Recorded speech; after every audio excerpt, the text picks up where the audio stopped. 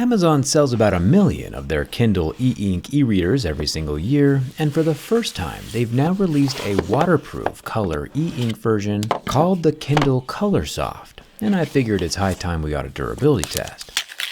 Plus, I want to see what Amazon's colored e-ink display looks like from under a microscope.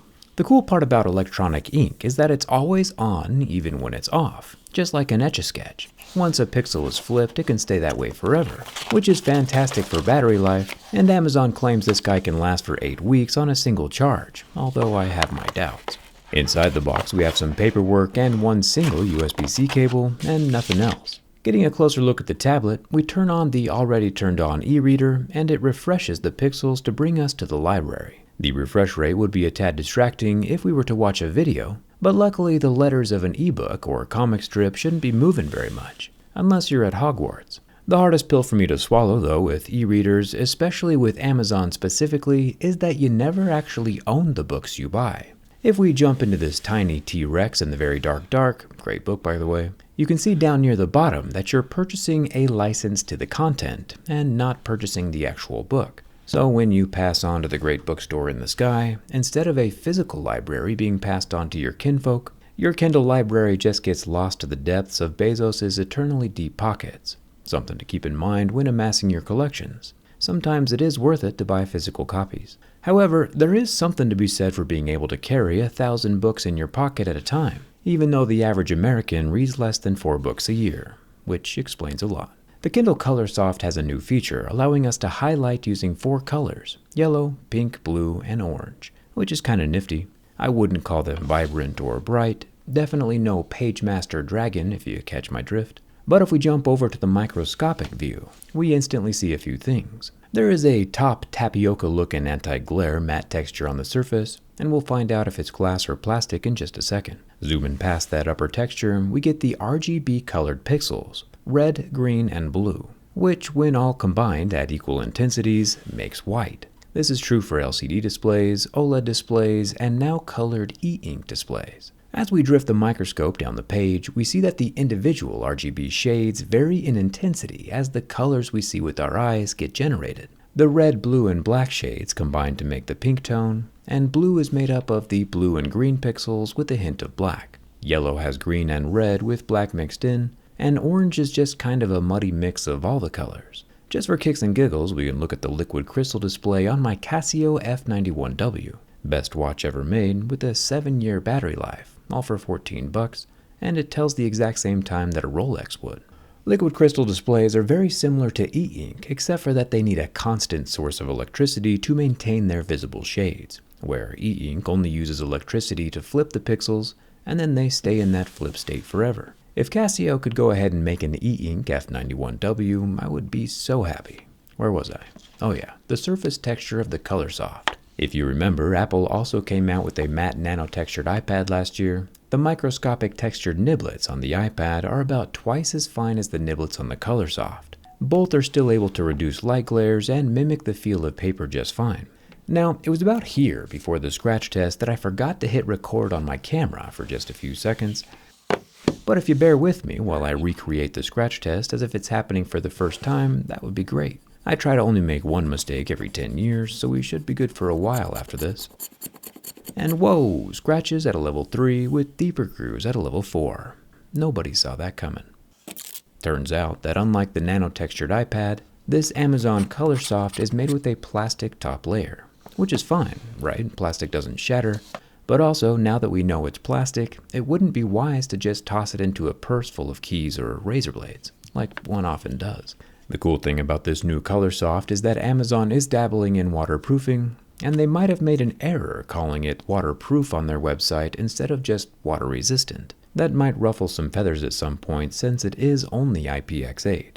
The ingress protection comes from a long strip of rubber sealing the edges of the display to the body of the Colorsoft. And historically, rubber does provide pretty good protection, so far so good.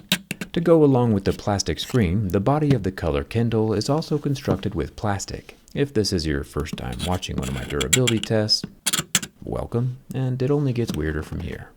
The single power button is down near the bottom 9-watt USB-C port, and if you're going to be listening to an audiobook, there are no onboard speakers. You'll have to use a Bluetooth connection. Now, one thing I've been fascinated with lately is how fast civilization has been innovating and improving. Like, yeah, e-ink displays are pretty epic and will only improve from here on out, but did you know that the ice cream cone was only invented in 1903, like barely 100 years ago? It's wild to think that nobody before the 1990s ever had an ice cream cone, and yeah, with the way things are going, we might not have ice cream cones again in the future, but for right now, we are in this brief period of history that has ice cream cones. And that's pretty epic. Thumbs up for that. The Amazon A to Z smile logo on the back is a little psychedelic, probably a subtle nod to the colored pixels on the front, and it's inlaid and recessed into the back plastic panel. It's pretty well glued in, so I don't imagine it falling out on its own. Now, the Colorsoft tablet actually has two different resolutions, 30 pixels per inch in black and white, and 150 ppi in color, which is very similar to the specs of the Kaleido display we saw in the Boox Note Air 3 tablet. I imagine that Amazon is sourcing their hardware from the same company. Either way though, the Colorsoft has 94 nits of brightness and starts to melt after about 16 seconds under the heat from my lighter. Again, confirming its plastic construction. With no external cameras or fingerprint readers to check, it's time for the bin test. Historically, we haven't had an e-reader survive, but with a solid flex from the back and no catastrophic cracking, the Colorsoft might just be the first. Bending from the front, we get some more massive flexing, but again, no cracks. And bending vertically, this is where the iPad failed, again, nothing. I mean, yeah, it's nice that it survived and all, but I really wanted to get a look at that colored pixel layer inside. So it looks like we'll have to continue this operation. Luckily, during the bin test, we did learn that the sides of the Colorsoft are flexible enough to pull away from the screen. There's no tools or heat required, which is nice. And it looks like the battery is uncharacteristically installed upside down. I know that's going to bug a few people. Its redeeming quality, though, is that it's made with 100% recycled cobalt. Amazon has been nice enough to include a wireless charger on the back, which is new. The copper coils can pull power from the wireless charging stand without actually having to plug it in. Now, the ultimate proof that the e-ink pixels remain on even with no power is when I unplug the Kindle's battery. Normally, an LCD or OLED would just turn dark after the power source has been removed, but not this tablet. The colors remain on and intact, even after the battery is disconnected. The battery itself, though, is extremely well glued into the frame, and yeah, the squared off ridges of the internal frame are probably what keep the whole thing from snapping in half, but gluing the battery in is still a bad move and should generally be frowned upon. Electronics are way harder to recycle when the battery is not removable. There is one gold ribbon cable running to the top edge of the display. This is probably for the light sensor, which helps automatically dim the display based on how bright the ambient light is.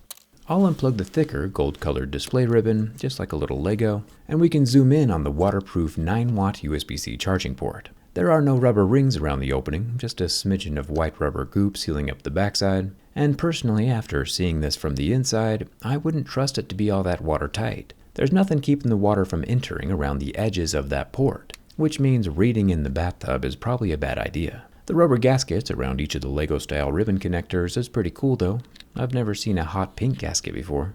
Even though this is probably a Kaleido screen slapped on a Kindle, it'll still be interesting to see how the color filter array turns the black and white microcapsules into a colored image. The thick top plastic layer obviously does not have any of the colored pixels attached to it.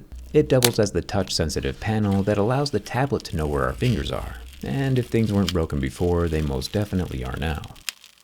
The color filter array is actually a rubberized film that's adhered to the top of the microcapsules. Extremely resilient and tear-resistant, you can see the black and white e-ink display materialize from underneath as the color filter is removed. And yes, indeed, this feels as satisfying as it looks. My only complaint is that it doesn't make any noise while getting taken off. If we grab our microscope friend again and peek at the film itself without the microcapsules behind them, we can see all the colors still in place, like tinted sunglasses, and the black and white microcapsules below that work to illuminate the color filter above. Super interesting stuff. I, for one, approve of this colorful e-ink technology, and I hope to see more of it in the future. Would you rock a colored e-ink smartphone, or do you prefer the fast-paced, brightly colored OLEDs that we have today? Thanks a ton for watching, and I'll see you around.